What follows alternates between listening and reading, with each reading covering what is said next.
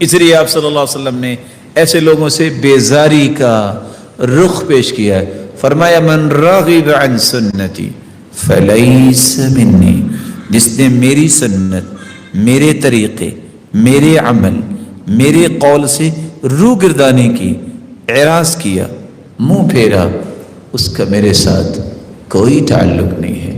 وہ میرے ساتھ تعلق کا دعویٰ کیسے کر سکتا ہے؟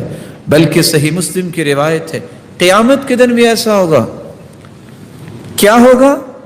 جب حوض کوثر پہ اللہ کے رسول تشریف لائیں گے. صحیح بخاری کی بھی روایت ہے، صحیح مسلم کی بھی روایت ہے. کچھ لوگ آئیں گے کو پہچانیں گے، اللہ کے رسول ان کو پہچانتے ہوں گے. کیسے پہچانتے ہوں گے؟ کیونکہ حدیث کے الفاظ ہے جو انسان وضو کرتا ہے اس کے ہاتھ، اس کا چہرہ، اس کے بازو، اس کے پاؤں قیامت کے دن چمک رہے ہوں گے جہاں جہاں وضو کا پانی لگتا ہے. ان امتی یاتون یوم القیامہ غرا محجلین من آثار الوضوء. تو پتہ چلا وہ نمازی ہوں گے. اچانک سے رکاوٹ کھڑی کر دی جائے گی. اللہ کے رسول فرمائیں گے، اللہ کے پیارے پیغمبر جب سوال کریں گے یا ربی اصحابی اصحابی، اللہ یہ میرے ساتھی لگتے تھے، یہ میرے ساتھی.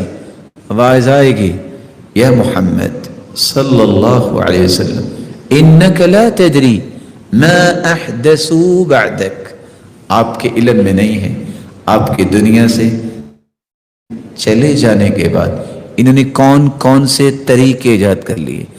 آپ صلی اللہ علیہ وسلم اس وقت فرمائیں گے سحقن سحقن لمن غیر بعدی لمن بدل بعدی، اللہ ان کو میری آنکھوں سے دور کر دو جس نے میرے دین کو بدل دیا، جس نے دین میں تغیر تبدیلی کر دی، ان کو میری آنکھوں سے دور کر دو.